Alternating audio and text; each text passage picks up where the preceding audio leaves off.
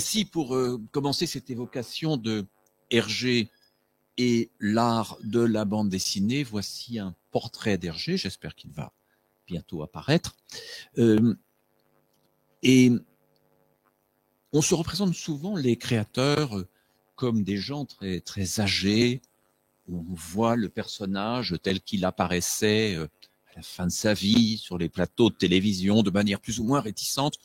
Or, Hergé, Georges Remy de son vrai nom, c'est d'abord un créateur jeune.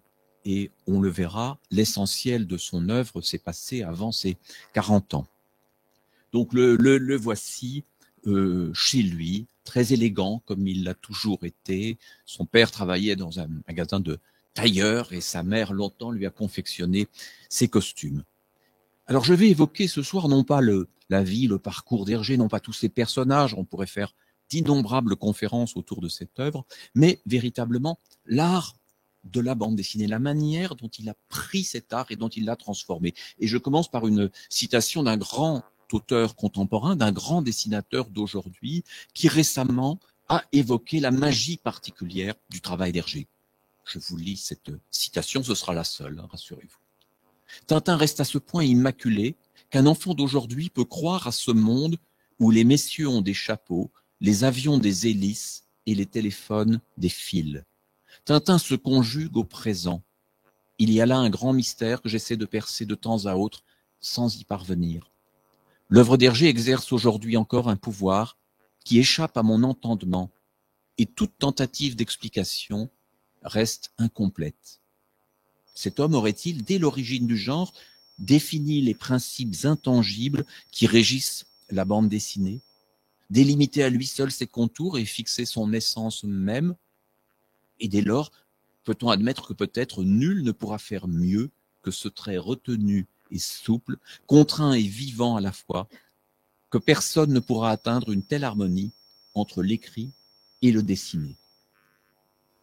Pour accompagner, pour développer, pour illustrer cette belle citation, je vais vous montrer un certain nombre d'images en privilégiant chaque fois les versions d'origine. Donc les premiers albums, vous les connaissez généralement à travers les versions couleurs, c'est en noir et blanc tel qu'Hergé les a créés que je vais vous les montrer. Mais avant même d'être dans la bande dessinée, Hergé est un jeune scout qui dessine sans arrêt, qui dessine à tel point qu'on l'appelle bientôt le scout qui dessine et qui va devenir le principal illustrateur d'une petite revue, petit mensuel, le Boy Scout belge. Ce qui est intéressant de voir dans cette couverture de 1928, donc Hergé a tout juste 20 ans, ce qui est intéressant, c'est de voir la composition, de voir le souci apporté à la lettre. Ce sont des choses que l'on retrouvera dans toute l'œuvre d'Hergé, cette manière de considérer le dessin comme une écriture et l'écriture comme une forme de dessin. Ce qu'il y publie, d'abord, tout jeune homme, notamment quand il fait son service militaire, c'est une bande dessinée qui ne ressemble pas vraiment aux formes qu'il développera si brillamment par la suite. Nous sommes encore avec les aventures extraordinaires de Totor CP des hannetons, donc CP, chef de patrouille des hannetons, on s'adresse à des scouts dans cette revue. Nous sommes encore dans une écriture à la Christophe. On peut penser au sapeur Camembert, à la famille Fenouillard. Le texte est détaché de l'image, il est composé de manière typographique et pourtant déjà, ce n'est plus tout à fait le système à la Christophe, puisque nous voyons des signes de mouvement nombreux, un point d'interrogation, ça et là dans d'autres pages, une bulle, un phylactère. Mais enfin, l'essentiel de la narration est encore porté par du texte, et pourtant c'est au cinéma qu'Hergé se réfère pour parler de ce qu'il propose. United Rovers présente un grand film comique. C'est un point intéressant, car Hergé, dès sa petite enfance, a été nourri beaucoup plus par le cinéma que par la littérature. Et le cinéma de l'époque, qu'il a vu dès son plus jeune âge, d'abord sur les genoux de sa mère, puis sur son propre fauteuil, c'est un cinéma muet. Et c'est un cinéma qui développe notamment le gag, un art du gag, chez Harold Lloyd, Harry Langdon, Buster Keaton, Charlie Chaplin, autant d'artistes dont il se souviendra souvent et auxquels il empruntera ou reprendra parfois quelques gags.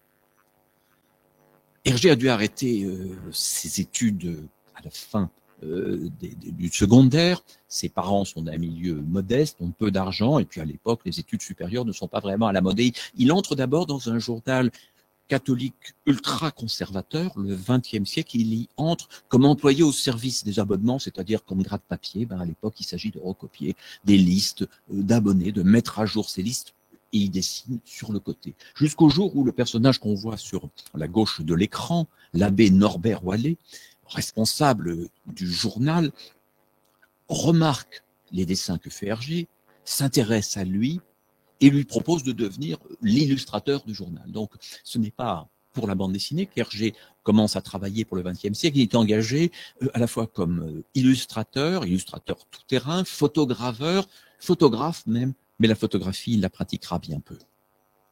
Et bientôt, l'abbé Wallet, qui est extrêmement conservateur sur le plan politique et religieux, mais qui est moderniste dans l'approche de son journal, veut créer un supplément pour les enfants, et on confie la responsabilité à Hergé qui, à 20 ans à peine, se retrouve directeur du petit 20e. Mais enfin, être directeur du petit 20e, ce n'est pas grand-chose, puisque les premiers temps, il n'a pas d'employé, il n'a pas de subordonné, il fait tout lui-même. Et il n'y a pas vraiment de bande dessinée au tout début du petit 20e, ce sont des textes, des illustrations, des blagues plus ou moins drôles, repiquées à gauche et à droite. Mais bientôt, l'abbé encourage Hergé à créer son propre personnage, et il a une idée derrière la tête assez précise quand il fait ses suggestions à son jeune protégé. Tintin, qu'Hergé improvise presque du jour au lendemain et qu'il flanque d'un petit chien appelé Milou, Tintin est l'envoyé spécial du journal Le XXe siècle, et il va partir dans une destination choisie non pas par Hergé mais par l'abbé Wallet, l'Union soviétique, l'URSS, qu'il s'agit de pourfendre pour illustrer finalement, pour proposer une forme de propagande continuant les articles du journal. Et donc voilà la première page, rapidement improvisée, et il faut bien le dire, relativement maladroite. Un jeune auteur d'aujourd'hui, une jeune autrice qui irait frapper à la porte d'un journal ou d'une maison d'édition avec cette planche risquerait fort de se faire retoquer.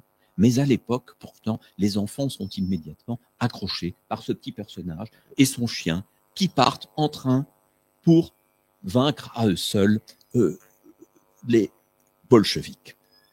Le dessin progresse très vite.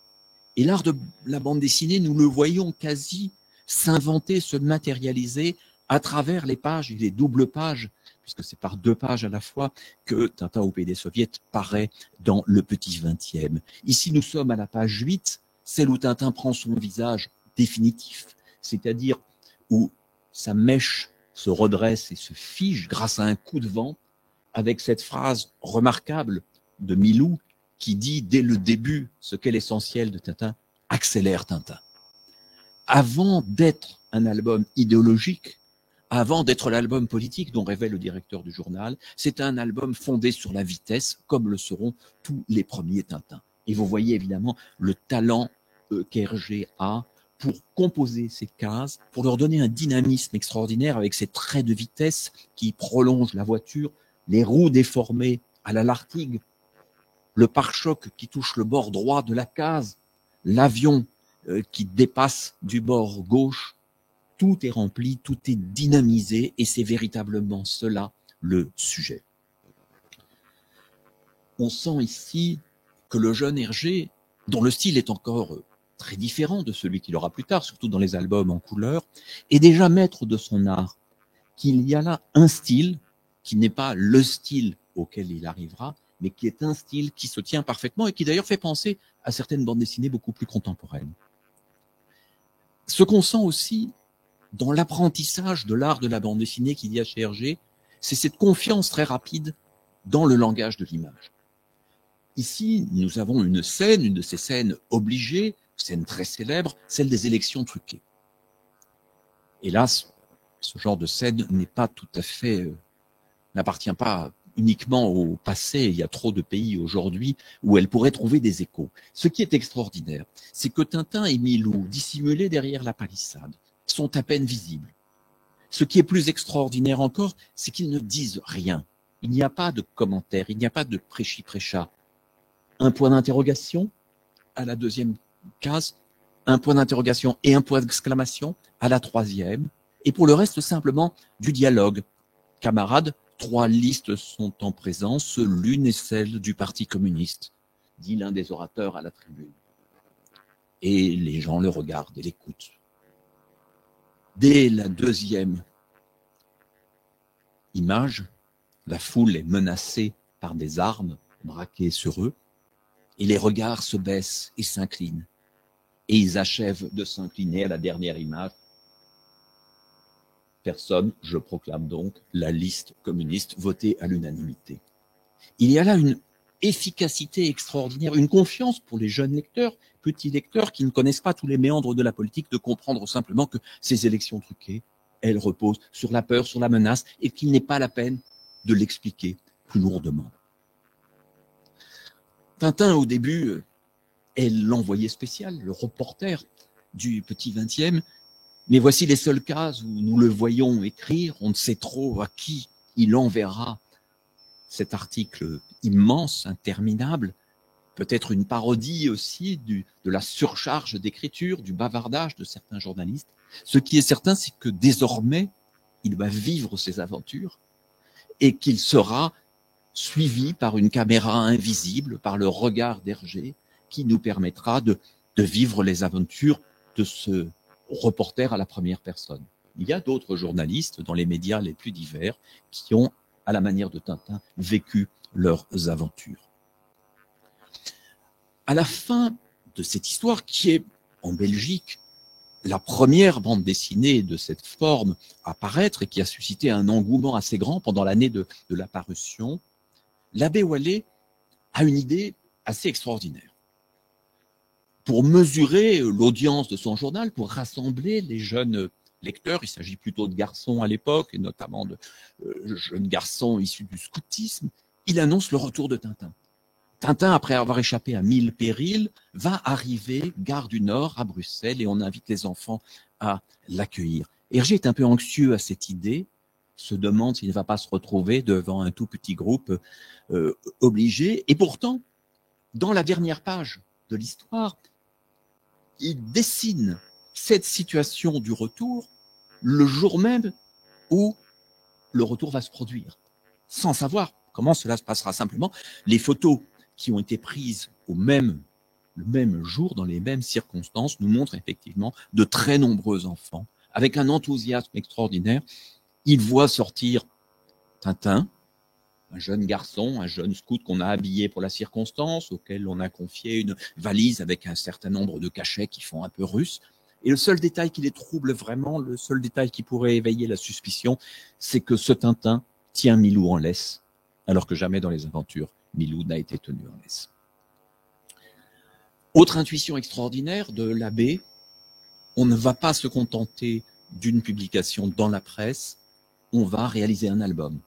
Et cet album, Tintin au pays des soviets, soigneusement réalisé, relativement coûteux, connaît même un tirage de tête, un tirage numéroté et signé, non pas signé par Hergé, dont le nom, vous le voyez, n'apparaît qu'à peine et en tout petit à droite du dessin sur la couverture, mais signé par Tintin et Milou. C'est Hergé qui signe pour Tintin et c'est la secrétaire de l'abbé Wallet, une certaine Germaine, qu'Hergé regarde avec attention, une belle jeune femme rousse qui va signer pour Milou, et je l'entends encore me raconter qu'elle avait cherché une petite signature de chien.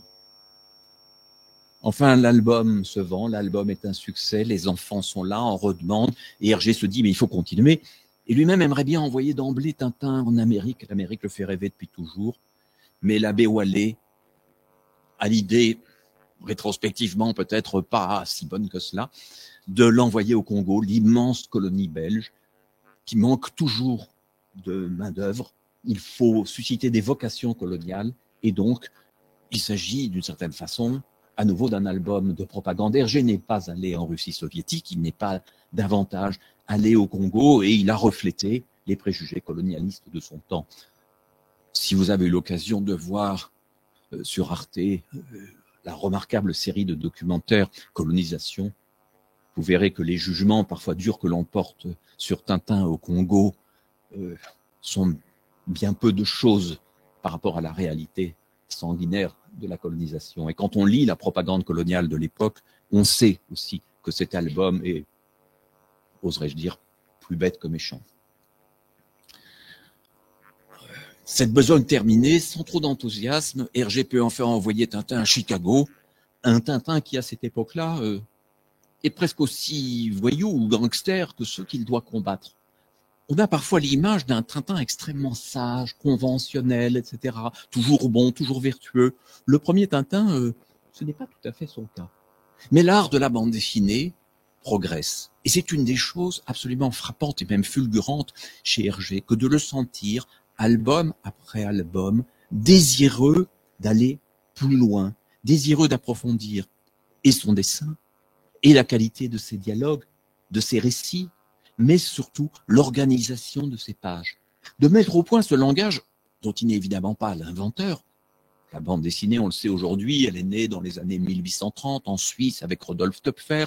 Elle s'est prolongée tout au long du 19e siècle. Elle a eu une deuxième naissance aux États-Unis à la toute fin du 19e siècle. Mais quand Hergé l'aborde, ici nous sommes en 1931, en Belgique, en France, elle existe encore peu. Et la plupart du temps, elle s'appuie profondément sur la structure du texte. Et l'image donne l'impression d'accompagner le texte. Rien de tel chez Hergé, du dialogue, simplement du dialogue, pas de commentaires, et pas seulement une succession de petites cases, de petites vignettes, mais aussi une organisation, une sorte de mouvement global que nous sentons ici. Nous accompagnons vraiment Tintin dans ce mouvement. Notre œil glisse très facilement d'une case à l'autre, et en même temps, nous admirons comment, avec une case assez modeste et finalement la représentation d'assez peu de fenêtres et d'étages, Hergé nous communique une sensation de vertige absolument extraordinaire. Il y a une répartition des noirs et des blancs qui est une des choses qu'il va maîtriser de mieux en mieux. Dans cette autre page qui suit immédiatement la découverte d'un puits de pétrole sur le territoire des Indiens, les Indiens sont chassés manu militari par les troupes yankees, une ville se bâtit à proximité du gisement de pétrole, et en 5 images, toute une histoire nous est racontée, très simplement et très efficacement. Une ville commence à se bâtir, 3 planches, quelques pierres, et le lendemain matin, Tintin, dans son costume de cow-boy, a l'air d'être un déguisé.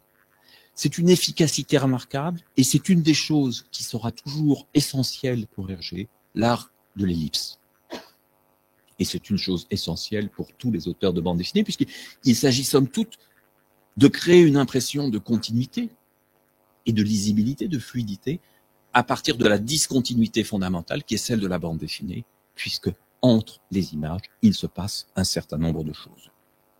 Regardez ici la pureté, la transparence de cette page. Tintin se lance à la recherche de Milou, croyant qu'il a été enlevé. En fait, c'est une fausse alerte. Mais ce qui est tout à fait étonnant, c'est qu'il nous donne, alors que notre œil descend le long de la page, le sentiment que Tintin monte le long d'un immeuble élevé. Et la bande centrale est tout à fait remarquable avec la façon de nous faire suggérer avec un Tintin d'abord dont nous ne voyons que le buste, puis dont nous ne voyons que les pieds, la manière harassante de gravir un escalier. Grande pureté dans ces pages, pas de décor inutile, quelque chose de simple, de fluide, qui fait qu'un enfant qui ne sait pas encore lire ou qui ne déchiffre que maladroitement les cases peut comprendre parfaitement la situation. Tintin a arpenté 3 pays majeurs. Il a vu la Russie, il a vu l'Afrique, ou en tout cas le Congo, il a vu l'Amérique. Hergé, lui, est resté à sa table, d'abord dans les bureaux du XXe siècle, et puis dans la maison où il vit avec Germaine, celle qui avait signé Milou et qui a fini par accepter de l'épouser. Et Hergé se dit, je ne peux pas continuer éternellement à simplement faire un petit catalogue de clichés autour des pays traversés par Tintin. Il faut raconter une véritable aventure. Et c'est ce à quoi il va s'employer dans l'aventure de Tintin en Orient, que nous connaissons aujourd'hui comme les cigares du pharaon. C'est le romanesque, c'est la complexité narrative, ce sont d'autres personnages qui commencent à peupler cet univers où il n'y avait jusque-là que Tintin, Milou et quelques silhouettes. Dans les cigares du pharaon, qui commencent en Égypte et qui vont nous emmener juste en Inde. Nous avons une intrigue beaucoup plus compliquée, assez embrouillée, très feuilletonesque. Il y avait d'ailleurs dans le journal Le Petit 20e des questions régulièrement adressées aux lecteurs, ce qui permettait à Hergé de déjouer les solutions trop faciles, et évidemment, ce que les lecteurs avaient déjà deviné, ils ne le faisaient pas. Et apparaissent deux personnages qui, dans cette première version, nous les voyons à la dernière case, s'appelaient X33 et X33 bis, et que nous connaîtrons bientôt comme Dupont, avec un D, et Dupont avec un T. Le mystère de leur ressemblance a été abordé par beaucoup de tintinophiles et tintinologues, et notamment le grand tintinologue Albert Algoud s'est beaucoup penché sur cette question. Comment peuvent-ils se ressembler autant et ne pas avoir le même nom de famille? Mais regardez là encore, dans cette séquence coupée, comme beaucoup de séquences des versions noir et blanc, au moment où Hergé est passé à la couleur, il a réduit des éléments. Mais regardez la beauté de cette page qui commence dans le noir, qui se termine presque dans le blanc et qui met aux prises Tintin avec du mystère, avec du danger, avec de l'exotisme. Il y a là pour les enfants de l'époque qui avaient peu de livres, peu d'occasions d'aller au cinéma, ni séries, ni jeux vidéo, il y avait là certainement une magie, des frayeurs, des audaces qui surprennent quelquefois dans le cadre de ce journal si classique par beaucoup de côtés et pourtant où on laissait Hergé faire à peu près ce qu'il voulait. Le voyage vers l'Orient se poursuit dans l'aventure que nous connaîtrons sous le nom du Lotus Bleu et qui va représenter un tournant tout à fait essentiel. En effet, jusque-là, Hergé a travaillé dans la fantaisie. Il avait bien quelques documents quand il s'agissait de dessiner un bateau ou un avion, quand il s'agissait de représenter tel ou tel monument. Mais grosso modo, il ne se souciait pas d'exactitude et moins encore d'authenticité. Mais quand il commence le Lotus Bleu, il reçoit une lettre d'un abbé, beaucoup d'abbés dans les débuts de la vie d'Hergé, un abbé aumônier des étudiants chinois à l'université de Louvain, de Leuven en Belgique, qui lui dit « Vous allez emmener Tintin en Chine, faites attention, car mes étudiants vous lisent, et si vous donnez une description stéréotypée, mythologique, et un peu insultante ou caricaturale de la Chine, vous allez les blesser. Vous allez les blesser d'autant plus que la Chine est en train de vivre des moments difficiles, agressée par la puissance militariste du Japon. De grâce, dit l'abbé Gosset, documentez-vous. Et Hergé, qui a déjà commencé à lire quelques livres sur la Chine, et quelques revues qui ne demandent pas mieux, lui dit, mais n'y a-t-il pas un de vos étudiants que je pourrais rencontrer et qui pourrait m'apporter une documentation vivante? Car Hergé n'est pas vraiment un homme de livres, ce sera toujours un homme de rencontre. Et c'est un étudiant aux Beaux-Arts de Bruxelles, que nous voyons ici, Chang Chong-jen, qui venait de Shanghai, qui était déjà en Belgique depuis 2 ans, qui vient frapper à la porte d'Hergé un jour de 1934. Les deux hommes sympathisent très vite et il va se passer quelque chose d'extraordinaire, c'est que véritablement, pour Hergé, cette rencontre exceptionnelle pour l'époque, avec un étudiant venu d'un tout autre monde, cette rencontre va l'ouvrir idéologiquement. Il sort du carcan de son journal et de l'abbé Wallet, mais va aussi l'ouvrir artistiquement, car Chang va très vite l'initier avec des petits livres qu'il lui offre, avec des pinceaux, avec des feuilles de papier, avec des séances de dessin d'après nature dans le jardin. Hergé se souviendra toute sa vie de la manière de dessiner un pommier, et dont Chang lui raconte cet arbre. Il lui dit, si on ne comprend pas le mouvement de cet arbre, la manière dont il a grandi en cherchant la lumière, on ne peut pas le dessiner, ce sera un dessin mort. Et puis le maniement du pinceau, enfin toutes ces choses, toutes ces expériences qu'ils vont développer ensemble, comment dessiner des têtes chinoises différentes les unes des autres et ne pas tomber dans des caricatures uniformes. Tout cela est un choc extraordinaire pour Hergé. Alors, Chang lui raconte son pays, la culture de son pays, mais lui raconte en même temps l'agression dont la Chine et la Mandchourie surtout sont victimes. Et Hergé transforme son album en une sorte de plaidoyer pour la Chine, d'album militant, ce qui lui vaudra quelques ennuis. Alors c'est très étonnant parce que on sent dès la première page du Lotus Bleu une évolution graphique extraordinaire. On sent une maîtrise du trait plus grande, une finesse du trait, une richesse de détails plus grande, mais aussi un respect de l'authenticité du pays traversé, essayer de donner une véritable atmosphère. Chang n'a rien dessiné dans le Lotus bleu, il a apporté des documents et il a tracé un certain nombre d'inscriptions chinoises qui se trouvent dans les rues et qui seront toujours, d'ailleurs, puisqu'Hergé redécoupera cette version noir et blanc pour composer, pas la découpera, mais reprendra en la copiant la version noir et blanc pour composer l'édition couleur, et on retrouvera donc de la main de Chang ces inscriptions. Je vous les traduis avec ma connaissance évidemment parfaite du chinois. Sur la droite, achetez les ampoules Siemens. Juste à gauche, ce Dazibao, boycotter les produits étrangers, à bas l'impérialisme. C'est tout à fait extraordinaire parce qu'on a cette authenticité des inscriptions qui pourrait simplement être esthétique, alors que, à part peut-être une vingtaine d'étudiants de l'abbé Gosset, bien peu de gens en Belgique et plus tard en France sont en mesure de tirer parti de cela. Mais comme Tintin aujourd'hui a une popularité extraordinaire en Chine, eh bien pour les jeunes Chinois qui le lisent, ce sentiment d'authenticité est comme la récompense tardive d'Hergé. Tintin est à peine Tintin pour cet album. Il n'est plus le petit héros arrogant et occidental, le blanc conquérant. Il se heurte d'ailleurs aux notables de la concession internationale de Shanghai, et vous voyez que même sa houppe a disparu sous un petit chapeau chinois au moment où il est arrêté et menacé d'être exécuté. Et surtout, il y a dans ce Lotus bleu, dessiné au milieu des années 30, un traitement, ce qu'on pourrait appeler la non-fiction, d'une bande dessinée historique, d'une bande dessinée de reportage, avec une authenticité extraordinaire. Hergé raconte véritablement l'agression dont la Mandchourie est victime, montre les discussions au sein de la Société des Nations et les mensonges qui y seront proférés, et traite tout cela de manière extrêmement solide, rigoureuse et documentée.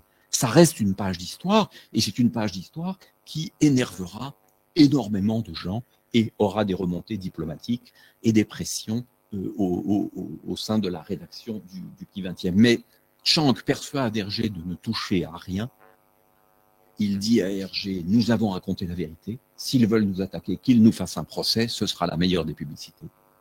Et puis, cela fait, Chang va repartir vers la Chine et tout ignorer pendant des dizaines d'années du devenir de cette œuvre à laquelle il a apporté une contribution décisive. C'est en même temps une trace vivante et profonde et une leçon d'antiracisme extraordinaire qui va nous être proposée par cet album, puisque il y avait Hergé et Chang Chang-jen à côté, il y aura Tintin et le petit Chang de l'autre. Ce petit Chang dont il ne sait rien, ce sont simplement quelques cheveux et une main qui dépasse lors d'une crue d'un fleuve. Mais Tintin, sans demander les papiers d'identité ni savoir de qui il s'agit, sauve ce garçon dans cette demi-page magnifique, et d'autant plus magnifique que vous la constatez entièrement muette.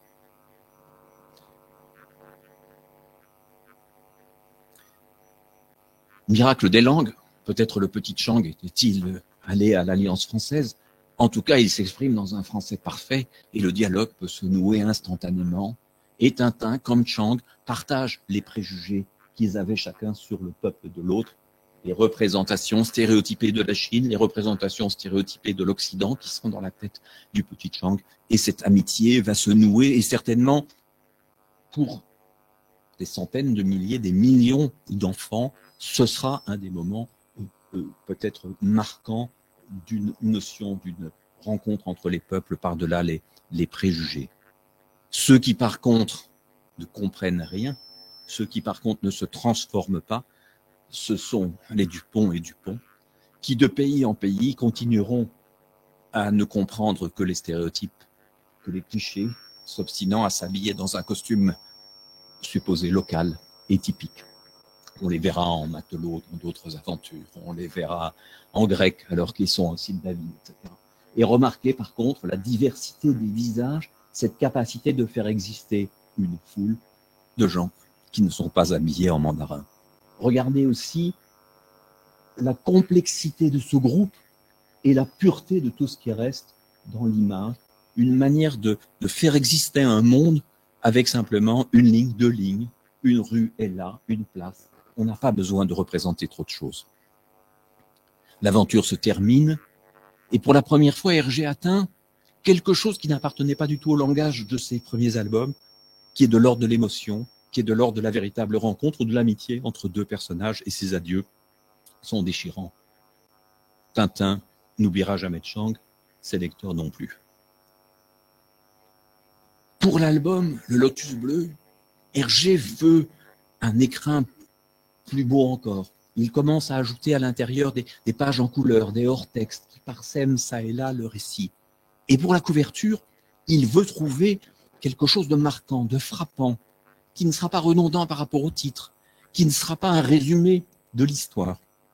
Et l'histoire de cette couverture, elle est étonnante puisque voici le document qui a inspiré Hergé, une couverture de magazine, une ballerine, une danseuse, un dragon. Mais vous allez voir le jeu de transformation qu'Hergé a apporté à cette image pour en faire ce dessin, cette couverture extraordinairement frappante en plusieurs étapes. D'emblée, dès l'esquisse de couverture, c'est un dessin qui a fait beaucoup parler de lui récemment parce que c'est original, arrivé dans les mains des vendeurs dans des circonstances compliquées, cet original, qui était le projet de couverture, contient déjà une information essentielle. Le dragon a été renversé, retourné. À l'image précédente, il regardait en l'air, il ne menaçait personne, en tout cas pas la danseuse. Ici, on ne sait plus trop où il est, ce qu'il en est de lui. Et si Tintin et Milou, avec le petit chapeau, sont toujours réfugiés dans ce vase, c'est peut-être parce qu'ils ont peur de ce dragon. Mais Hergé se rend compte qu'il y a trop d'informations sur cette couverture, qu'elle est encore un peu brouillée. Et donc, pour la version définitive, il l'épure, ne gardant des inscriptions et de la décoration que sur le vase d'à côté et à l'autre bout sur la lampe, la lanterne. Une diagonale parfaite et une sorte de S, de sinuosité. Hergé adorait ça. Il disait que ça venait un peu de ses années de publicité et qu'il croyait que la lettre, la forme, pouvait organiser un dessin.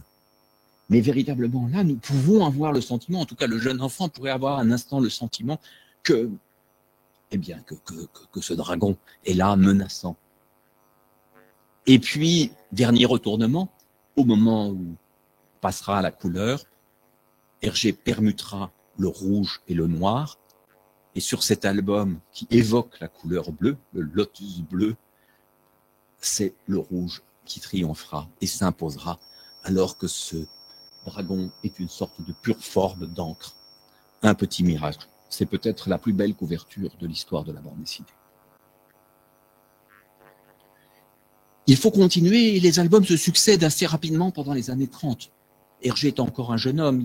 Il est né en 1907 quand il réalise l'oreille cassée. Il n'a pas encore 30 ans et il a déjà plusieurs albums derrière lui. Et il a créé d'autres personnages. Il a créé les deux garnements de Bruxelles, Quick et Flup, qu'il a entamé à la demande du journal français Cœur Vaillant, Josette et Jocko.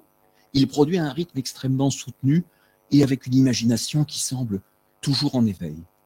L'oreille cassée est un vrai roman policier et en même temps un album quasi ethnologique. Pour ne pas réitérer les problèmes qu'il a eu avec le Lotus Bleu, il invente des peuples, des pays, les Zarumbaya, les Pibaros. On est situé dans une Amérique centrale un peu étrange, autour du vol d'un fétiche. Tintin pense que celui qui a été restitué n'est pas le bon et va se lancer dans cette aventure tout à fait folle. Et certains des épisodes nocturnes de ces rêves extraordinaires seront là aussi coupés pour la version définitive. Mais Hergé s'en souviendra plus tard au moment où il fera les 7 boules de cristal. Et donc il n'y a pas d'autocensure de la part d'Hergé. Il n'y a pas d'univers aseptisé, il n'y a pas cette idée qu'on devrait faire attention à ne pas peupler les nuits des enfants de cauchemar comme s'il n'était pas assez grand pour en faire tout seul. On montre des choses, on montre la vie, on montre des mauvais qui sont vraiment des mauvais, des aventures qui sont vraiment dangereuses. Et en même temps, il y a cette ironie incroyable qui fait qu'après avoir traversé la moitié du monde, c'est à Bruxelles, en revenant dans un atelier, que Tintin découvrira le secret de l'énigme, figure qu'on retrouvera très souvent chez Tintin. Vous voyez cette première case, cette allure bondissante de Tintin et Milou, c'est un peu une image iconique. C'est un peu l'image de ces enfants qui, peut-être dans une société austère, un peu immobile, voyaient un Tintin qui avait toutes les libertés dont eux étaient privés, qui n'était pas vraiment un adolescent, qui avait toutes les compétences de l'adulte et toute la liberté de l'enfant, et qui pouvait ainsi leur proposer, finalement paradoxalement dans ce contexte, un modèle de liberté. Parfois on part moins loin, l'île Noire, l'Écosse, les brumes, un monstre, peut-être inspiré de celui du Loch Ness, écho aussi de King Kong. Car Hergé se nourrit de tout ce qui est autour de lui. Les histoires de faux monnayeurs sont très présentes dans les journaux, les trafics de toutes sortes. Il parle de tout cela. Mais en même temps, quelle fantaisie, quelle liberté, quel talent dans l'usage de la bande dessinée. Regardez ici, ça n'a l'air de rien. Tintin se repose. Tintin est en vacances. Il est suffisamment célèbre pour que le journal donne de ses nouvelles même quand il ne fait rien. Le fameux reporter Tintin se repose actuellement à la campagne. Le voici en promenade avec son fidèle Milou.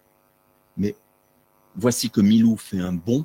Voici que nous sortons de l'inertie. Voici que nous sortons d'une représentation pseudo-photographique et que l'aventure se met en route. Et tout de suite, elle est là tout de suite. L'aventure est présente. Tiens, un avion, bruit de moteur étrange. L'avion se pose.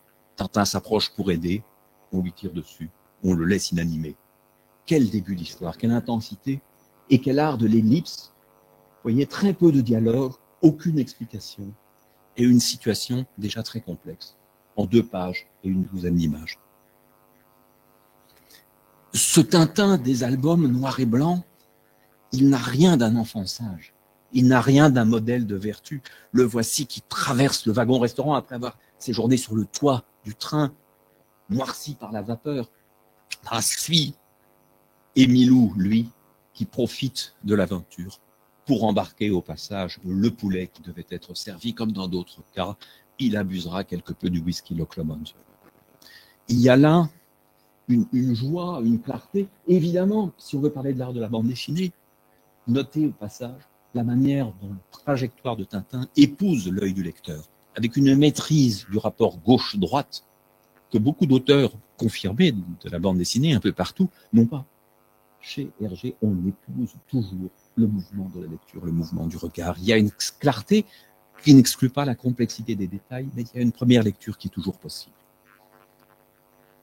Hergé, qui a connu la Première Guerre mondiale, particulièrement dure à Bruxelles, qui a connu comme enfant la faim, le froid, a une crainte terrible que la Belgique se retrouve à nouveau prise comme une zone tampon entre les grandes puissances. Il partage les sentiments du roi des Belges, Léopold III, qui voudrait que son pays reste neutre, mais cette neutralité est un rêve et la paix que Hergé espère encore en fin d'année 1939 est tout à fait illusoire.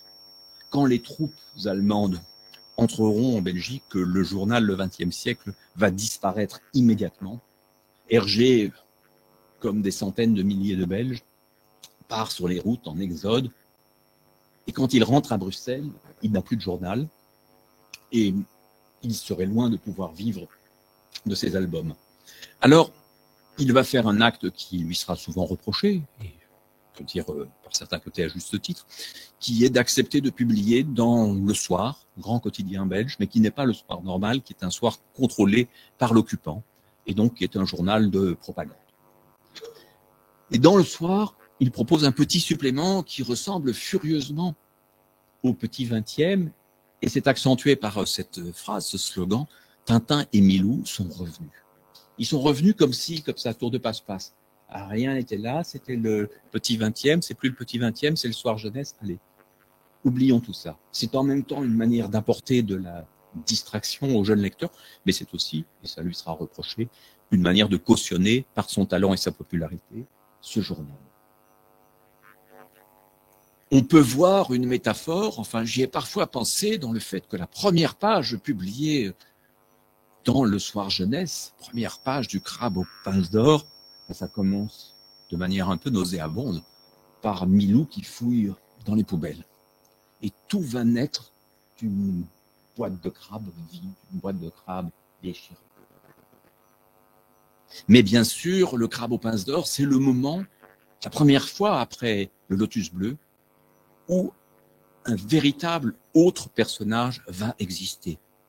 Le capitaine Haddock, dont nous célébrons cette année les 80 ans, puisque c'est au début de 1941 qu'il est apparu pour la première fois. Quelle rencontre que celle de Tintin et du capitaine. Le capitaine Haddock, manipulé par son lieutenant, un alcoolique qui ne maîtrise rien à bord, qui ignore les trafics auxquels on se livre, et Tintin, qui est retenu à fond de cale, lance une planche pour essayer de s'évader. Et cette planche commence par tomber sur la tête du capitaine et l'assommer à demi. C'est peut-être ce whisky, dit le capitaine. Quelle rencontre incroyable. Ces deux personnages qui ne devraient pas se rencontrer, qui ne devraient rien avoir à se dire, ce Haddock pitoyable, pathétique, eh bien, Tintin réussit à le faire bouger, là aussi en 2 pages. Tout se règle très vite. Tintin lui dit que les cales sont remplies d'opium. Haddock lui répond que c'est à son insu. Tintin le croit. Haddock le croit aussi. Et il y a cette phrase incroyable, ressaisissez-vous, capitaine, pensez à ce que dirait votre vieille mère si elle vous voyait dans cet état. Ma vieille mère, voyons, capitaine, il ne faut pas faire de bruit. Bouh, Haddock fond en larmes. C'est une psychanalyse express, une des plus réussies de l'histoire. Et évidemment, l'alerte est donnée, mais l'alliance entre les deux personnages ne sera jamais rompue, même si Haddock est une sorte de gamin indocile, d'Abdallah totalement immaîtrisable, indiscipliné, et qu'il va falloir tout un album et toute une traversée du désert pour commencer à le rééduquer et à faire de lui un vrai compagnon. À faire passer l'oralité du capitaine Haddock, qui s'exprimait par la boisson, à la faire passer du côté de la parole, avec ses bordées d'insultes qu'il lance après qu'on a détruit sa dernière bouteille de whisky. Regardez la progression des plans, le passage au gros plan, le mouvement. Et en même temps, toujours le gag qui, à l'intérieur même des séquences d'action, trouve place chez Hergé, où il dira évidemment qu'un lâche l'a assommé par derrière. C'est une case assez extraordinaire dont Hergé disait qu'elle était une des rares dont il était tout à fait satisfait, car ce que nous voyons, c'est le mouvement de tout un groupe, mais cela pourrait être un seul personnage, disait Hergé, dans toutes les positions de son mouvement, une décomposition du temps à l'intérieur même d'une seule image. Le Crabe aux pinces d'or sera le dernier album d'Hergé à sortir en noir et blanc. On est en pleine guerre, il y a une demande très forte, les enfants ont peu de lecture. Le Soir a assuré à Hergé une publicité considérable, mais le papier manque. Et c'est là que les éditions Casterman, qui éditent Tintin depuis le milieu des années 30, ont une idée tout à fait remarquable. Ils disent, nous avons acquis une nouvelle machine et nous pourrions faire des albums qui auraient moins de pages mais qui seraient tout en couleur. Une nouvelle machine offset. Hergé résiste longtemps, il a l'impression d'avoir la liberté devant lui, alors que là, il faudrait réduire le nombre de pages à 62. Les premiers Tintins dépassaient les 100 pages. Et puis la couleur est-elle vraiment nécessaire à son destin? Et vous voyez que le premier essai qui va être fait pour l'Étoile mystérieuse est encore un essai très timide pour la couleur. Et qu'il va falloir un certain temps pour qu'Hergé, ses collaborateurs, ses collaboratrices mettent au point une gamme chromatique véritablement forte. Mais l'intuition de Casterman, c'est que si Tintin en noir et blanc était bien suffisant pour les petits Belges, si on voulait partir à la conquête du reste du monde, et notamment de la France, la couleur s'imposait. Il fallait concurrencer les albums de Disney, il fallait concurrencer d'autres types d'albums, et c'est une intuition assez juste qui permettra, après la guerre, à Tintin de se répandre rapidement. De la guerre, Hergé entend peu de choses. Je ne crois pas qu'il soit branché sur Radio Londres. Il travaille du matin au soir. Il est un peu à la périphérie de Bruxelles. Il a fort à faire entre la nouvelle histoire qu'il propose et les mises en couleur des anciennes histoires qu'il va falloir réaliser. Il se soucie peu de ce qui se passe autour de lui. Le Soir jeunesse a disparu depuis longtemps. Tintin n'existe plus qu'au quotidien sous forme de strip minuscule, seule récréation à l'intérieur de ce journal sinistre. Hergé n'a pas tout à fait le choix des sujets. Plus question d'aborder quoi que ce soit de politique. Plus question de parler des États-Unis ou même de l'Angleterre. Et donc, il raconte une histoire qui va être une plongée dans le temps, celle de l'ancêtre du capitaine Haddock.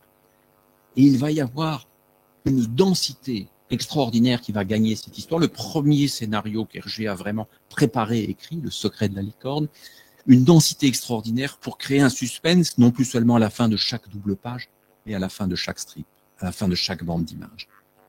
Et cette séquence, une des plus belles de l'histoire de la bande dessinée, va entrecroiser la lecture que fait le capitaine Haddock des mémoires de son ancêtre, le chevalier François de Haddock, et les scènes ressuscitées.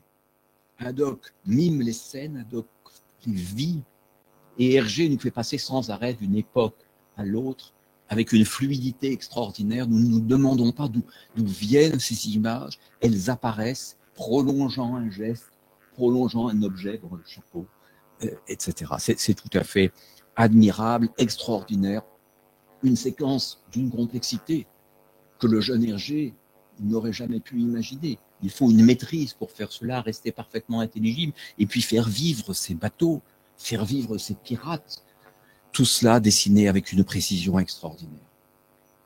Nous sommes dans l'aventure avec lui, et Steven Spielberg, qui bien des années après adaptera Tintin au cinéma, reprendra cette scène, parfois avec brio, mais à certains moments, nous faisant regretter un peu la simplicité et le dépouillement avec lequel Hergé mène la séquence. Prenez les albums d'Hergé, regardez le film, vous allez voir que ce qui bouge le plus et le mieux, ce n'est pas toujours le film hollywoodien. C'est à cette époque aussi, au milieu de la guerre, qu'un premier vrai collaborateur, dans le bon sens du terme, arrive à côté d'Hergé. Il s'appelle Edgar Jacobs. Il a été chanteur d'opéra. Il a dû renoncer à chanter à cause des circonstances. Et il est devenu illustrateur et il fait paraître une bande dessinée dont les couleurs impressionnent beaucoup Hergé. Ça s'appelle Le Rayon U. Et Hergé, après l'avoir rencontré, ce sont deux hommes de la même génération, le persuade de venir travailler à ses côtés. Et ils vont œuvrer ensemble, notamment aux 7 boules de cristal et au Temple du Soleil. Jacobs est un homme de théâtre et il persuade Hergé d'aller avec lui faire des repérages dans un théâtre à Bruxelles et en même temps il l'introduit dans ce monde des coulisses, dans une séquence extraordinaire puisqu'au fond, qu'est-ce que la bande dessinée sinon des surfaces planes qui nous font croire à une profondeur, à une illusoire tridimensionnalité, et c'est cela qui est magnifiquement mis en scène dans cette séquence. Et puis, Jacobs, qui a été acteur, veut mimer les scènes pour donner encore plus de vérité. Donc, ils ont trouvé un poncho, Jacobs s'en revêt, Hergé fait les croquis, et parfois la situation s'inverse. C'est Hergé qui prend la pose et Jacobs qui fait le croquis. Tout cela pour donner une vérité au moindre pli de vêtements, car maintenant, l'essentiel, c'est d'aller bien au-delà d'une simple vérité des engins, des voitures, des avions, mais d'avoir une vérité de tous les détails. Alors, tout près de l'endroit où il travaille, dans la commune verdoyante de Watermal-Boisfort, près de Bruxelles, il y a une maison qu'il repère soigneusement, étant plus occupée par les Allemands, et ils prennent quelques risques en faisant ces croquis, mais ils vont la transformer de manière remarquable en une maison mystérieuse qui semble au bout d'une allée lointaine, c'est la fameuse villa du professeur Bergamote. Une manière de créer des atmosphères, de nourrir les choses qui va se prolonger après la guerre. Hergé aura quelques ennuis à la Libération, il sera interdit de publication pour un moment, mais 2 ans plus tard, à peine, naît l'hebdomadaire Tintin, d'abord en Belgique, et Hergé reprend la suite de son histoire, le Temple du Soleil, et cette fois sur de doubles pages, de nouveaux formats. Il y a un jeu de métamorphose chez Hergé qui est assez incroyable. Passer de doubles pages assez aérées dans le petit 20e à des strips minuscules, puis à ces doubles pages centrales dans le journal, refaçonner tout cela dans la logique stricte des albums de 62 pages, tout cela va lui donner une souplesse, une agilité, une façon de couper de temps en temps un gag ou une digression qui lui semble moins inutile, et de composer, de recomposer ces pages et ces séquences. Si le capitaine Haddock est déprimé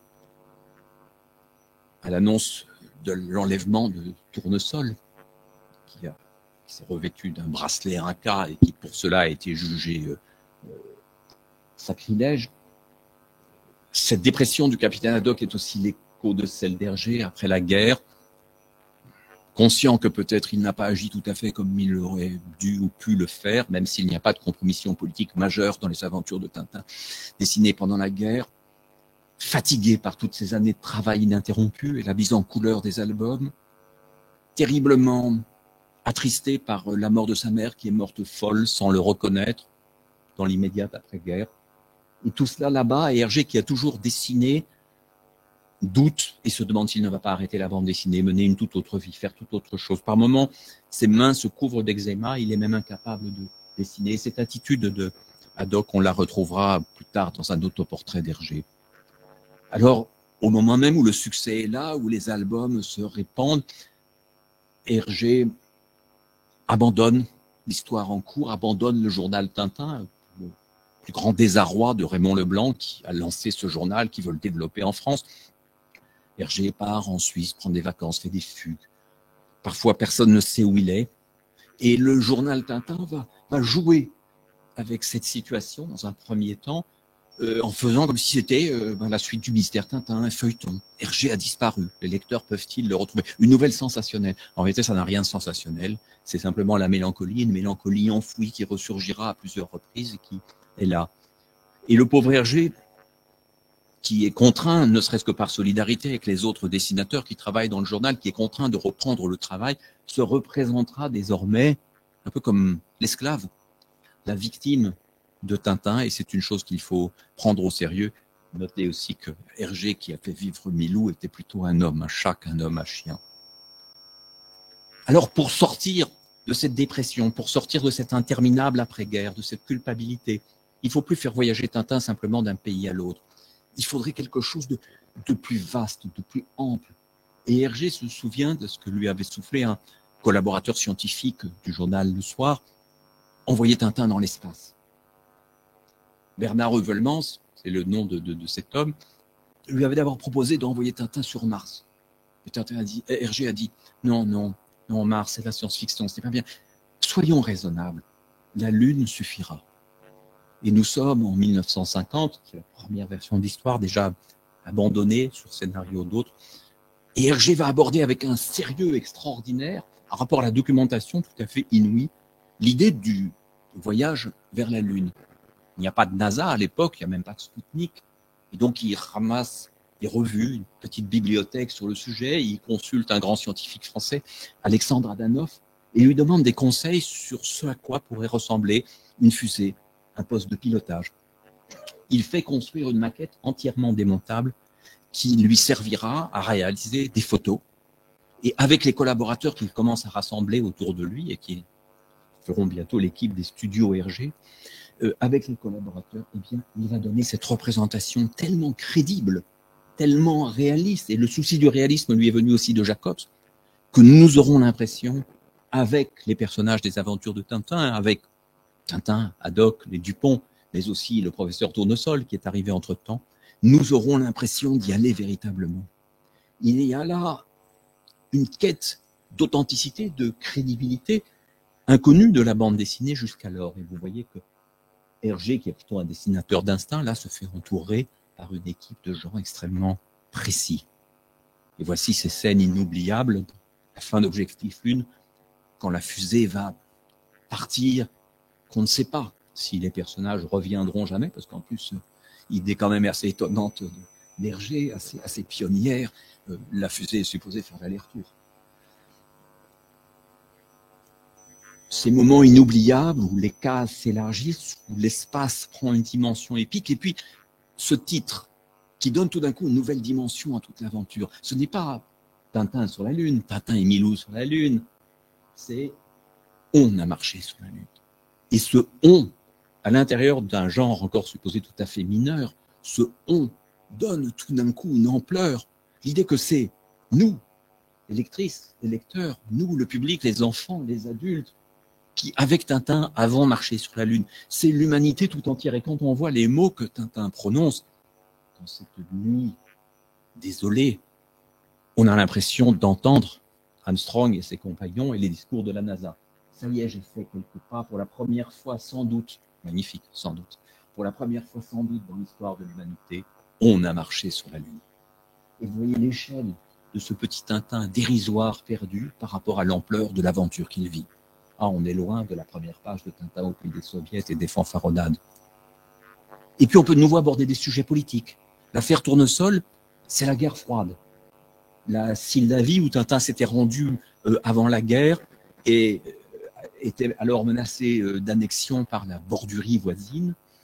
Et la Bordurie est devenue un pays de l'autre côté du rideau de fer. On veut s'emparer des savants, du savant Tournesol et de son projet d'arme absolue. On traite à nouveau de sujets très sérieux.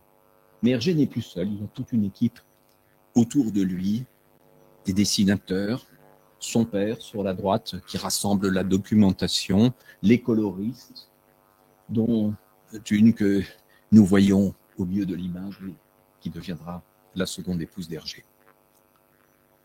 Travailler une planche à l'époque de l'affaire Tournesol, c'est une toute autre affaire. Comme plusieurs mains doivent intervenir, on réalise sur des feuilles séparées de grands formats, après les petits croquis, les esquisses, la page entièrement réalisée au crayon. Plusieurs mains peuvent intervenir pour traiter l'un les costumes, l'autre les accessoires. Et puis Hergé, au calque, récupère le trait qui lui semble le plus pertinent et s'occupe de l'ancrage. Parfois, dans les marges de la fantaisie va se glisser. On a parfois le sentiment que la ligne n'est pas encore tout à fait claire, mais elle le devient peu à peu au moment de l'ancrage puis de la mise en couleur. De grandes cases compliquées apparaissent dans Tintin et c'est la joie d'un collaborateur comme Bob de Moor, qui sera pendant très longtemps aux côtés d'Hergé, que d'imaginer ces situations dans le prolongement des tableaux de Bosch ou de Bruegel.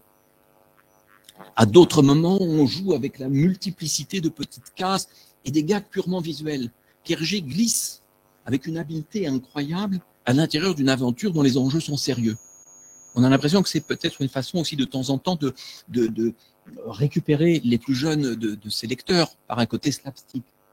Mais ce simple petit bout de sparadrap, on le retrouvera partout, dans la presse, dans 1001 situations jusqu'à aujourd'hui, où le sparadrap du capitaine Haddock restera un de ces moments mémorables, comme certaines phrases d'Hergé, pas seulement les jurons, mais aussi les erreurs d'audition de Tournesol, les âneries des Dupont, qui s'inscriront dans la mémoire collective. Hergé a un peu plus de 50 ans, la gloire est là et bien là, les albums se sont internationalisés, sont traduits dans de très nombreuses langues. Le premier livre sérieux lui est consacré chez Gallimard. Il est photographié par Paris Match sur le toit de l'immeuble du journal Tintin où tourne la silhouette de Tintin et Milou et le titre fait rire Hergé, lui fait un peu peur, le Belge qui fait peur à Walt Disney. Jamais il n'a eu la grosse tête, en tout cas moins grosse que celle de Tintin sur le toit de l'immeuble, mais il se prête au jeu et pourtant, au fond de lui-même, il se sent toujours aussi inquiet, sinon plus. Et ce sera à nouveau une grande crise dépressive, de grands doutes au moment de se décider à quitter son épouse Germaine, à partir avec Fanny, mais aussi de grands doutes créatifs. Que raconter maintenant que Tintin est pris au sérieux? Que raconter maintenant que Tintin est considéré par plusieurs comme une chose importante? Où l'envoyer? Et ce sera ce moment décisif de Tintin au Tibet, le moment où dans ses notes, il griffonne le nom de Chang, et où ce personnage oublié depuis si longtemps va devenir le centre d'une aventure, d'une quête d'amitié. Il y a toujours de la fantaisie, de la drôlerie, mais il y aura surtout de la part de Tintin une conviction extrêmement forte, celle de retrouver envers et contre toute logique ce petit Chang perdu dans les neiges de l'Himalaya après un accident d'avion. Je vous montre cette séquence parce qu'elle représente une des plus belles ellipses de l'histoire de la bande dessinée. Donc, le personnage est en retard, Haddock a un moucheron dans l'œil, gravit le mauvais escalier et va tomber. Et vous voyez ici qu'il monte l'escalier. Ah, le capitaine, pas là, ici, l'autre passerelle. Mais nous ne voyons pas la chute. Ces chutes que Hergé a représentées si souvent, il pense maintenant que ses lecteurs, même jeunes, sont capables de les imaginer, qu'on peut aller un petit peu au-delà, et donc nous nous retrouvons directement à l'intérieur de l'avion alors qu'on le soigne. Mais ce qui est très extraordinaire, c'est que quand on voit le crayonné de cette page, on voit que la chute avait été prévue. Vous la voyez là, sur la droite. Avec toute la maîtrise qu'il avait, Hergé a d'abord dessiné la chute et puis s'est dit non, resserrons l'action, resserrons la situation. Cette case est inutile. Ça, c'est véritablement l'art de la bande dessinée qui est en train de se mettre en place. Dire le plus avec le moins. Comme cet autre art de la bande dessinée, où la case n'existe plus seule, mais existe comme un ensemble. Ces trois images où nous voyons peu à peu reculer le capitaine Haddock, si matamore au début, raisonnablement fatigué dès la deuxième image, et complètement largué à la troisième. Il est vrai que c'était plutôt un marin qu'un montagnard. J'avais appelé cela, dans un petit livre qui s'appelle Lire la bande dessinée, j'avais appelé ça la diagonale du capitaine. Et cette diagonale, cette lecture de ces cases silencieuses, c'est véritablement à nouveau l'art de la bande dessinée, mais qu'Hergé renouvelle, car il ne traitait pas ce genre de situation dans ses albums précédents. Superbe composition et scène, terriblement émouvante que ce moment où Capitaine Haddock dévisse, les deux personnages sont encordés. Que faire? Faut-il couper la corde? Haddock est prêt à le faire lui-même. L'arrivée miraculeuse de leur guide Tarquet permettra d'éviter cette extrémité. Mais non seulement il y a là, dans ces grandes cases verticales, une pureté, une efficacité narrative et graphique, mais il y a aussi la quête poursuivie par Hergé depuis si longtemps de sentiments plus humains, plus fins, plus subtils, dont il avait longtemps douté que la bande dessinée puisse les accueillir. Magnifique panorama ici aussi, avec les paradoxes d'espace-temps, les trois personnages à peu près, les personnages à chaque fois à peu près à la même place, et la chaîne de montagnes qui se déroule. Le moment où ils vont renoncer, la fin du deuxième acte, Tintin au Tibet avant la conclusion heureuse, et puis Saïd, même si Chang vivant, où chercher lui? Regarde de ce côté-ci, de ce côté-là. Nous ne pourrons pas imaginer une scène comme celle-là mieux représentée qu'avec ce langage de la bande dessinée que certains pourtant trouvent encore rudimentaire. Magnifique page aussi, prise dans la neige, unité dans les bleutés et les blancs, où Tintin confond le capitaine et celui qu'on appelle dans l'album l'abominable homme des neiges. Et ce moment de retrouvailles est un moment tout à fait extraordinaire puisque cela fait de très nombreux albums que Tintin n'a pas revu de Chang. La confiance a été là. L'aventure semble se conclure de manière heureuse. Mais un renversement de point de vue à la dernière image nous montre qu'il n'y a pas tout à fait de happy end. Hergé peut-être y met des sentiments issus de sa propre vie puisqu'il me disait quelques semaines avant sa mort avoir mis toute sa vie dans Tintin. Ne pas l'avoir destiné simplement aux enfants, et là, tout d'un coup, en prenant le point de vue de celui qui reste là, ou de celle peut-être, qui reste là, le Yéti, l'abominable homme ou l'abominable femme des neiges, qui a sauvé Chang sans qui rien n'aurait été possible, et qu'on laisse là. Relation très profonde, analysée autrefois par Michel Serres, qui parlait de la bonté de l'abominable, et qui vient nous dire ce que peut être la séparation entre l'animalité et l'humanité.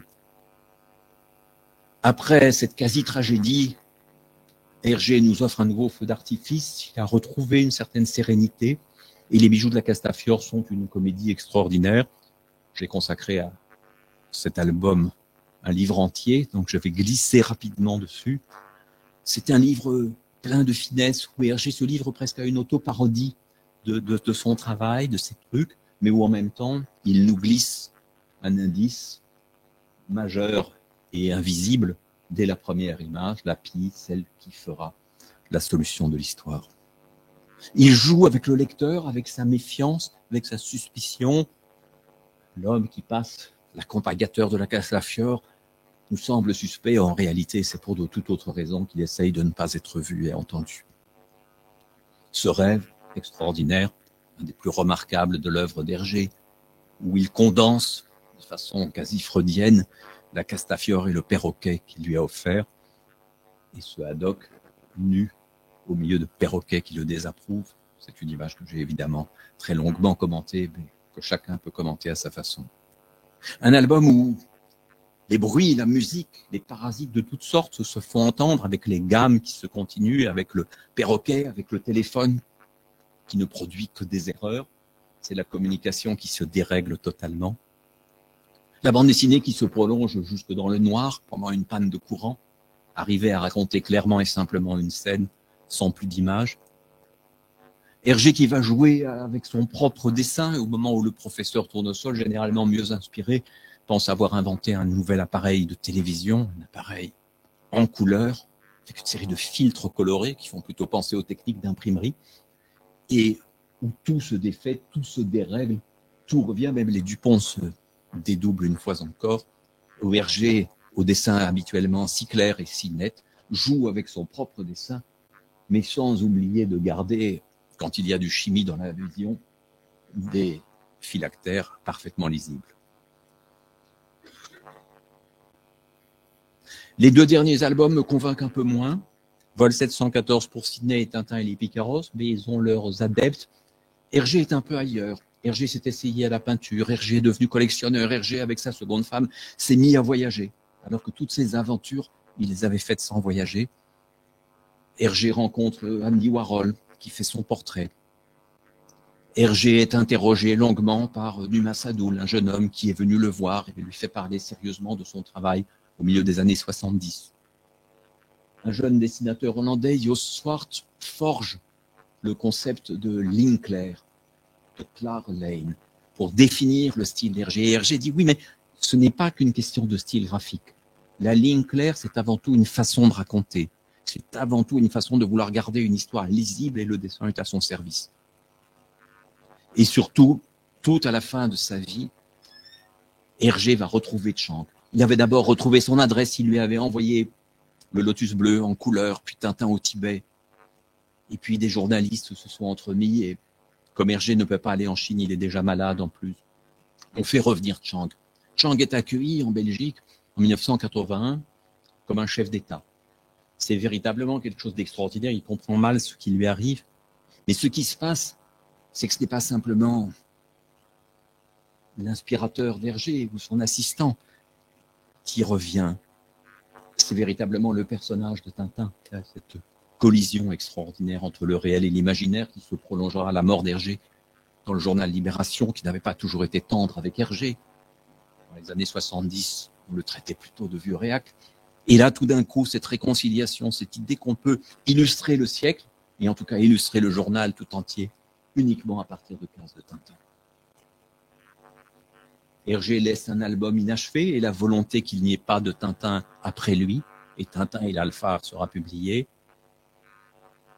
Des dizaines, bientôt des centaines de livres vont paraître à propos d'Hergé, certains utiles et nécessaires, d'autres plus anecdotiques, et qui montrent la ferveur incroyable et les volontés d'interprétation historique, politique, psychanalytique, symbolique, ésotérique. Spielberg, j'en ai dit un mot tout à l'heure, adapte Tintin au cinéma, et c'est un projet dont Hergé avait entendu parler peu avant sa mort et qui le réjouissait dans l'idée d'atteindre enfin les États-Unis. Un musée Hergé, non pas un musée Tintin, un musée Hergé se construit par Christian de Portzamparc à 2 pas de Bruxelles. Et donc Hergé, tant d'années après sa mort, 3 mars 1983, tant d'années après le dernier Tintin achevé, Tintin et les Picaros, il est toujours là, il est présent non seulement dans la francophonie, mais dans d'innombrables pays à travers des traductions. Il est présent particulièrement en Chine. Et on continue à le lire et le relire, et comme le disait Blutch, même si les avions ont des hélices, même si les voitures ressemblent à des Ford T, même si on ne traverse plus le monde sur des paquebots, on peut continuer à lire Tintin avec ferveur et avec force, quel que soit son âge, non seulement de 7 à 77 ans, mais un peu avant 7 ans, et bien au-delà de 77 ans. Merci.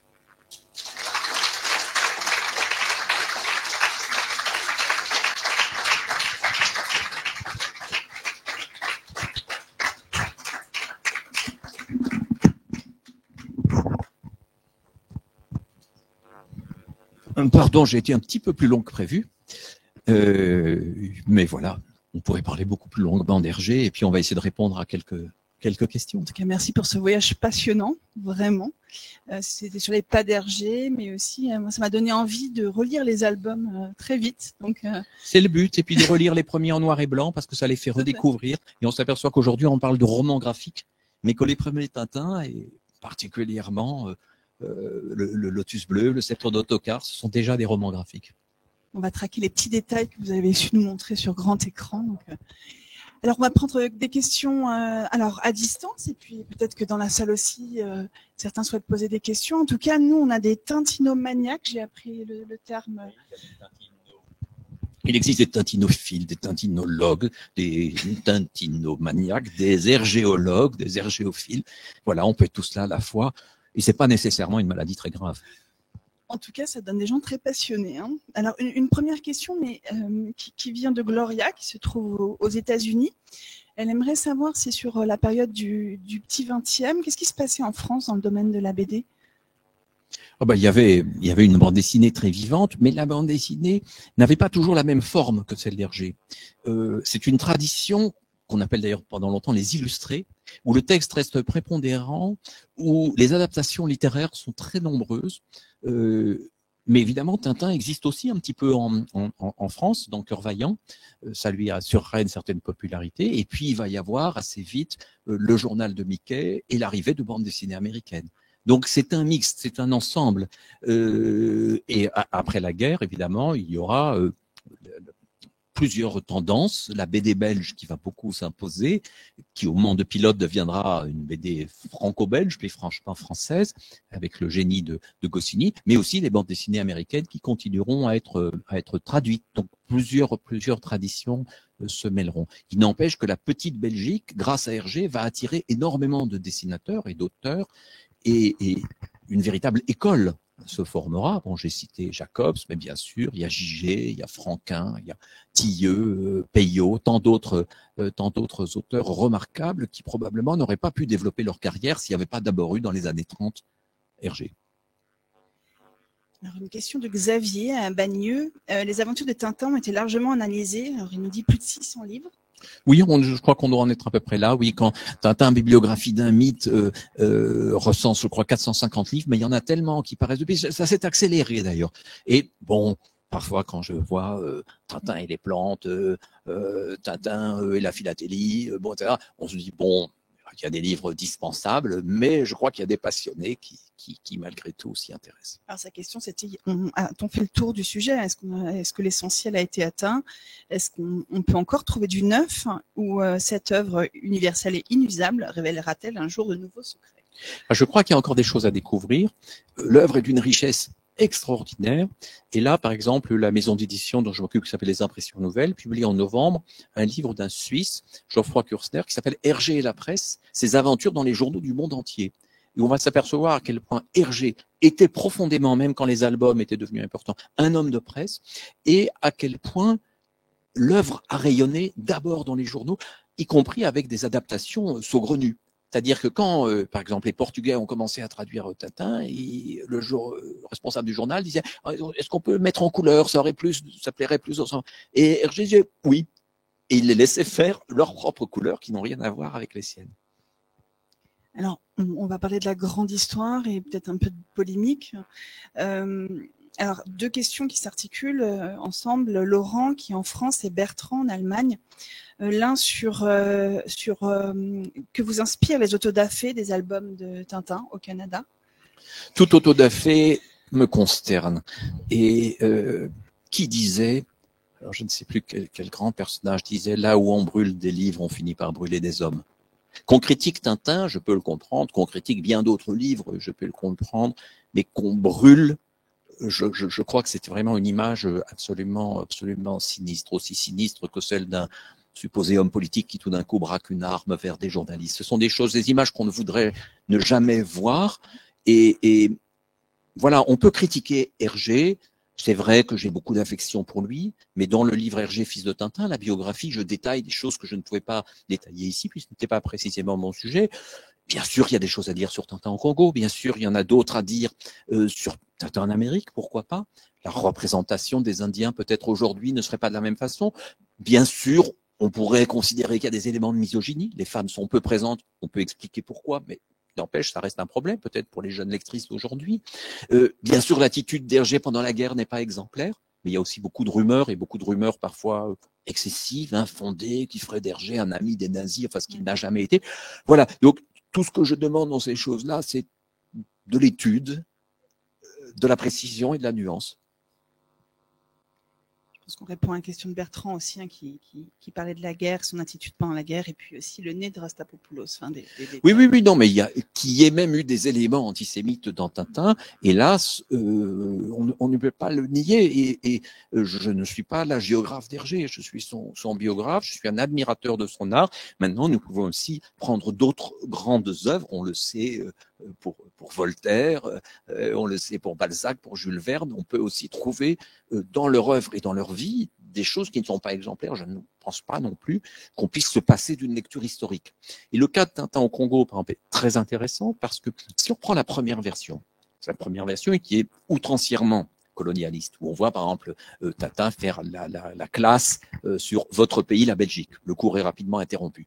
Eh bien, ça peut être dans un manuel scolaire et dans un cours l'occasion de se pencher sur ce qu'était l'imagerie coloniale, sur ce qu'étaient les représentations, et donc plutôt que de jeter à la poubelle le livre, de s'intéresser à cela. Quand ce livre a-t-il été fait? Quelles étaient les sources d'inspiration, etc.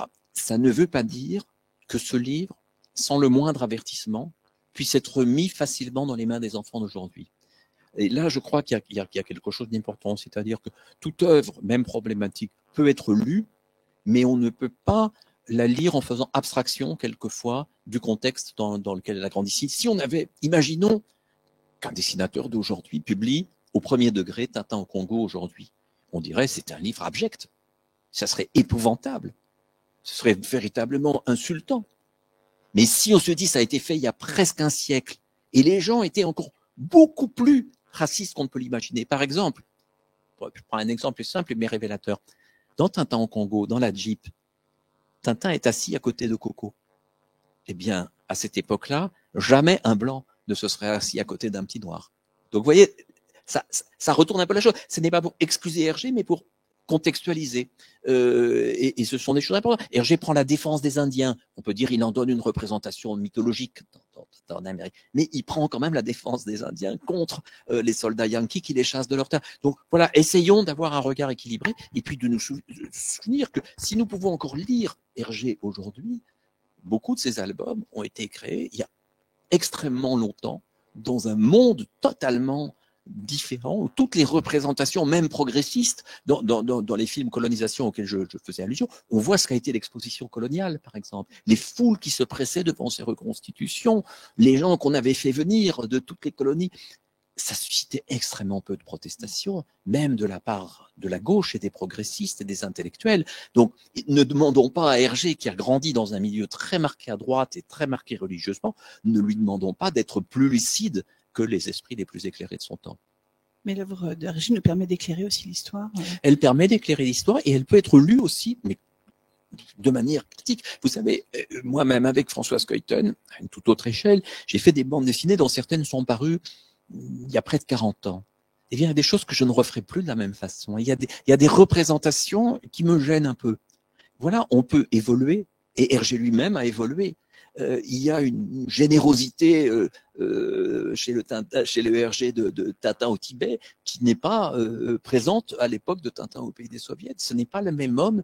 Et n'oublions pas aussi que ce garçon de 21 ans qui, sous contrôle de son patron, a inventé le personnage, n'a pas la maturité qu'un jeune homme d'aujourd'hui peut avoir, ou une jeune fille après avoir fait des études plus poussées, avoir eu accès via la télévision, la radio, Internet à 1001 connaissances. Alors on a aussi des questions. On parlait de questions de spécialistes.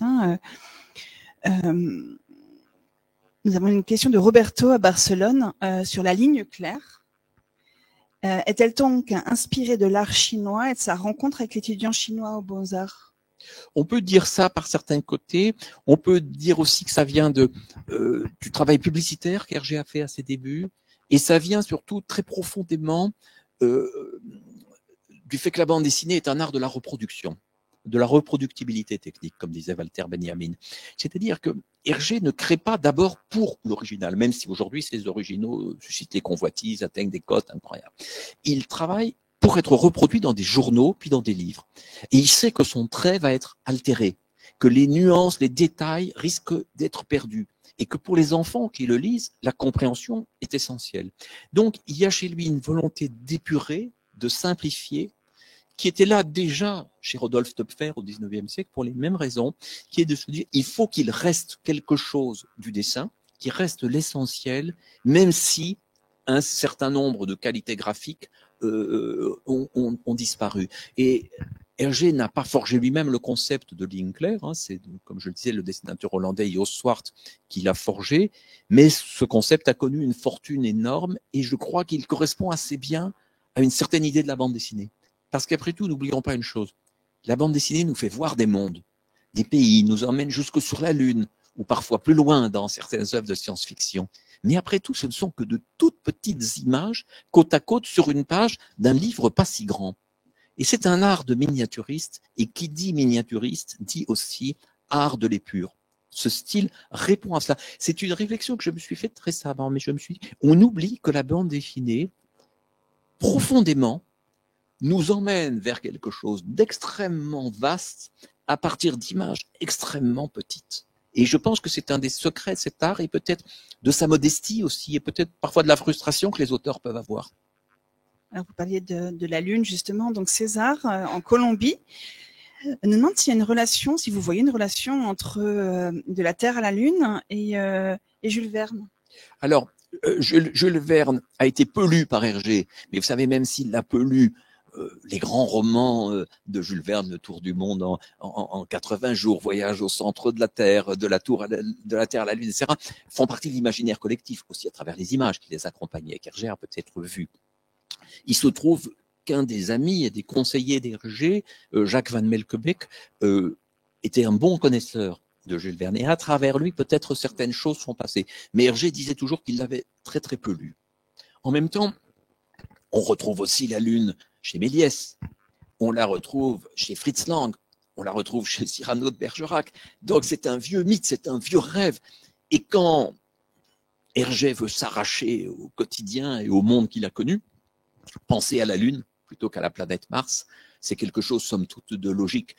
La force d'Hergé, c'est de lui avoir donné une crédibilité plus forte que toutes les œuvres antérieures. Toutes les œuvres antérieures traitaient le voyage vers la Lune avec une forme de fantaisie. Et là, chez Hergé, il y a vraiment une rigueur et le conseil de scientifiques extrêmement poussé. Et ce que je trouve extraordinaire, enfin une des choses que je trouve extraordinaire, c'est que Hergé a créé ses albums entre 50 et 53, donc s'adressant à des enfants qui n'avaient pas vu d'image de la conquête spatiale, même pas le Spoutnik. Et aujourd'hui, nous nous adressons à un public qui a vu et revu non seulement les images des missions Apollo, mais toutes sortes d'autres images de l'espace. Et pourtant, nous pouvons encore lire cet album et nous émerveiller et trembler pour Tintin quand il est dans la fusée en se demandant s'il va arriver jusque sur la Lune. Et ça, c'est une vraie force de crédibilité. C'est facile de faire une aventure comme ça, sensationnelle et bizarroïde, mais c'est beaucoup plus difficile de nous toucher profondément par quelque chose à quoi on croit. Et je pense qu'il y a aussi beaucoup de vocations, de scientifiques, d'explorateurs, peut-être de marins, peut-être de pilotes, d'ethnologues, qui sont nés de la fréquentation des albums de Tintin, parce que ce sont des albums qui ne passaient pas si vite. L'enfant les découvrait d'abord dans le journal, puis quand il avait l'album, le lisait, le relisait, s'en imprégnait. Et donc, en les connaissant par cœur, ça pouvait donner véritablement une orientation au devenir de chacun. Et c'est peut-être le rêve de tout auteur. Enfin, moi, c'est toujours mon rêve quand je fais une histoire, dire non pas qu'elle soit lue vite et oubliée, consommée, c'était chouette, j'ai passé un moment, mais qu'elle laisse quelque chose, qu'elle laisse une trace, qu'elle laisse des images. Et Hergé, que d'images, que de phrases, que de mémoires il nous a laissé, et quel trait d'union il représente entre les générations. Parce que ceux qui l'ont aimé comme enfant, devenus parents, le partagent avec leurs enfants, et les grands-parents le partagent aussi. Il n'y a pas tant de livres qu'on puisse partager de génération en génération, sans ennui. Et encore à notre époque. Alors, on a encore beaucoup de questions en ligne. On va en prendre une ou deux dans la salle, voilà, oui. On va plutôt donner la parole à ceux qui sont dans la salle. En toute sécurité, avec un micro désinfecté.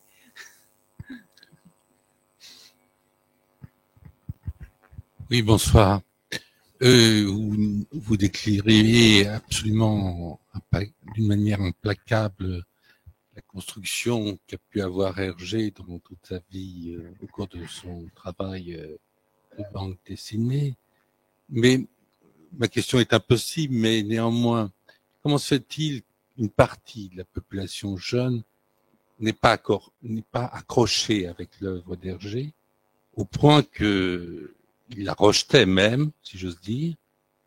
On voit bien, si on songe à notre propre situation, nos camarades de lycée, d'école, certains lisaient Hergé, d'autres pas. Donc, qu'est-ce qui fait cette différence, à votre avis? Merci. Alors, une chose qui est certaine, c'est quand même un aspect générationnel. La dernière aventure qui est parue en feuilleton, c'est Tintin et les Picaros au milieu des années 70. Ça fait quand même pas mal d'années. Or, si nous regardons Astérix, par exemple, aujourd'hui, puisque le nouvel Astérix c'est aujourd'hui, la qualité a décliné considérablement au fil des ans, mais la présence régulière de nouveautés et l'extraordinaire marketing qu'il y a autour assurent une présence permanente. Et les films qui se sont multipliés. Donc, pour un enfant d'aujourd'hui, pour des adolescents d'aujourd'hui, Astérix existe plus que Tintin. C'est normal. Blake et Mortimer, qui est une série qui n'a pas la même popularité, mais était relativement confidentielle du temps d'Edgar Jacobs, le créateur, et est devenue une série extrêmement présente en librairie, extrêmement vendeuse et vendue depuis la mort d'Hergé, depuis la mort de créateur Edgar Jacobs. Hergé ne voulait pas de cela. Et donc, il est certain qu'à partir de ce moment-là, l'œuvre peut exister sous d'autres formes, mais que son public a tendance à vieillir. Ce qu'on remarque toutefois, c'est que dans des nouveaux pays, comme la Chine, où Tintin est arrivé tardivement, il continue à séduire les enfants. C'est donc moins l'œuvre qui a vieilli que la manière de la véhiculer. Et quand, en France et ailleurs, les dessins animés réalisés par Ellipse et Nelvana, qui sont passés sur Canal+, sur France 3, sur d'innombrables chaînes, puis ont existé sous toutes sortes de formes, ces dessins animés, quand ils sont sortis, dans l'époque où ils étaient diffusés, ont retrouvé un public pour Tintin, mais un public qui était peut-être plus un public de dessin animé, qui n'allait pas forcément vers les livres. Moi, ce que je trouve miraculeux, c'est que Tintin soit encore aujourd'hui aussi présent, alors qu'il y a quand même beaucoup d'éléments qui sont datés. Si nous prenons, je sais pas, des séries un peu antérieures comme Bécassine et Les Pieds Nickelés, elles ne sont lues que par les historiens de la BD, que par les spécialistes ou que par les arrière-grand-mères nostalgiques. Il n'y a plus vraiment un public spontané. Tintin, il a encore ce public, mais effectivement, il n'a pas la présence qu'il avait pour François Skeuten, pour moi, pour beaucoup de nos camarades, pour beaucoup de ceux qui sont dans la salle quand ils étaient enfants ou adolescents. Et ceux qui écrivent aujourd'hui les livres sur Hergé, ben, ce sont ceux qui ont grandi avec Hergé. Et les enfants d'aujourd'hui, ils grandiront et ils écriront sur Harry Potter ou sur les mangas ou sur un jeu vidéo qui les a frappés. Et c'est cela qu'on verra commenter inlassablement dans les prochaines décennies. C'est normal. Parce que, voilà, Harry Potter a été un miracle de fédération d'enfants, de goût de la lecture, et que ceux qui l'ont lu et relu, bah, ça représentera quelque chose de central, comme pour nous, Tintin a pu le représenter. Il faut pas. Je m'émerveille plutôt qu'Hergé soit autant présent que de dire qu'il l'est un peu moins qu'il ne l'était il y a 40 ans. Une dernière question? Non? On peut prendre une question. Oui. Oui, bonsoir. Dans votre panorama là, de toutes les œuvres de Tintin, il y a 3 albums que vous n'avez pas cités, qui sont pourtant des albums importants. Le Sceptre d'Ottokar, le Tintin au pays de l'or noir et puis Coq en stock. C'est à mon avis 3 albums importants. Vous ne les avez pas mentionnés. Oui, vous savez, à part les tout premiers et peut-être les tout derniers, je trouve que tous les albums d'Hergé sont très très importants. Mais comme ici, je ne proposais pas vraiment un parcours biographique ni un parcours chronologique, mais une traversée sous le signe de l'art de la bande dessinée. J'ai pris des exemples dans certains albums et pas dans d'autres. J'aurais pu le faire tout à fait autrement. Et bien sûr, j'aime beaucoup le Sceptre d'Ottokar, j'aime beaucoup Au pays de l'or noir, même si c'est un album un peu étrange, commencé avant la guerre, fini après, avec Haddock qui s'y glisse. J'aime beaucoup Coq en stock aussi. Donc voilà, ce n'est pas du tout une hiérarchie, c'est simplement le fait qu'il fallait faire quelques choix. Vous avez pu remarquer peut-être là dans mes réponses aux questions que c'est un sujet que je connais un peu. et que je m'y intéresse sous beaucoup d'angles. Donc, on aurait pu faire 10 conférences différentes en prenant une autre orientation. On pourrait vraiment faire un RG et l'humour, on pourrait suivre la carrière des personnages, on pourrait s'intéresser juste à l'évolution du dessin. Voilà. Donc, ce n'était pas du tout une manière de minimiser l'importance de ces 3 albums. Merci beaucoup. Merci à vous. C'était un plaisir de voir certains visages dans des fauteuils réels, mais aussi de savoir que nous étions vus et entendus au loin. Donc c'est un double langage. Voilà, Tintin dans son premier bassin de population et puis Tintin rayonnant. Et je me dis aussi, moi qui ai eu la chance de rencontrer Hergé pour la première fois, jeune étudiant en 1977, que il n'a pas été si mal avisé de me recevoir tout l'après-midi et de parler avec moi, puisque tant d'années après, j'ai encore du plaisir à parler de lui. Voilà. Merci.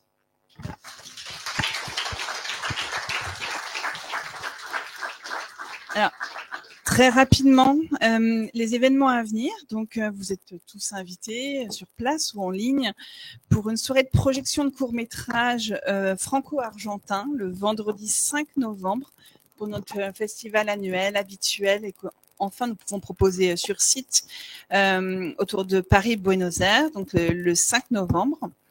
Ensuite, pour ceux qui sont en ligne, le festival peut être suivi en direct en Argentine aussi. Donc, les droits sont limités en France et en Argentine. Le 9 novembre, ce sera une rencontre en ligne avec Miguel Bonnefoy, animé par Bernard Magnier dans notre cycle « Je viens de loin, j'écris en français ».